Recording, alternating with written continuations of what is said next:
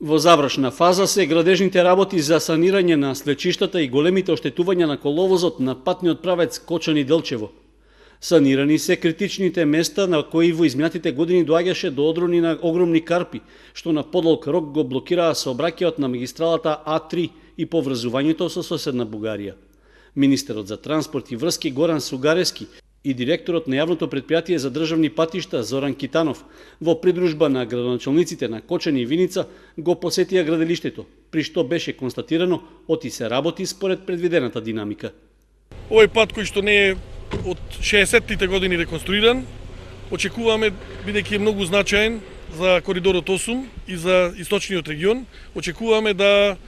до крајот на овој месец комплетно биде завршен и на тој начин да овозможиме да граѓаните од овој регион и сите оние граѓани кои што транзитираат по овој пат видат свој бенефит. Исто така сакам да се надоврзам дека за овој Кочански регион предвидени се во наредниот период да се вложат 70 милиони евра покрај овој пат, значи Кочани-Делчево. Предвидено е да се прави патот, значи Кочани-Пониква,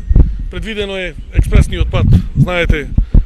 кој што е Штип-Кочани, исто така да се направи реконструкција на обиколницата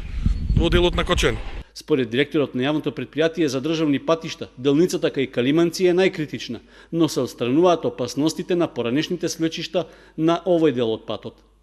Веќе е во завршна фаза и остануваат уште 2,5 км да се рехабилитираат.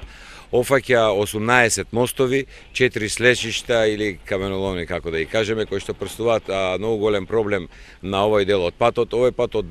не знам кога не е рехабилитиран и за овој дел на Македонија, што е навистина прекрасен и убав, ќе овозможи поголем проток на сообраќај и ќе овозможи луѓето да можат секојдневно без опасности од одрони да се движат и да се упатуваат и према Централна Македонија, но и луѓето од Централна Македонија и другите градови да доаѓаат во овие прекрасни предели кои што се овде. Градоначалникот на Кочани Никол Чуелиев изрази задоволство од тоа што продолжува постапката за изградба на експресниот пат Штип-Кочани. Радува и сознанието дека во завршна фаза и тендерската постапка за вториот дел на изработката на експресниот пат делницата од Штип до Кочани, кој навистина е многу важен за целиот исток. Значи не зборуваме за проекти кои се важни за Кочани, зборуваме за проекти исто така кои се важни за целиот исток, кој навистина во последно време иселувањето е еден голем проблем и очекуваме дека со решавањето на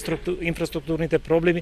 ќе се решат и дел од другите проблеми, се со цел да допринесеме за запирање на овој миграцијски процес. Реконструкцијата на патот кон Делчево е значајно за граѓаните од целиот регион, а според градоначалникот на Виница, покрај оваа делница регионот ќе добие и обновена алтернативна сообраќајна врска преку селото Бигла.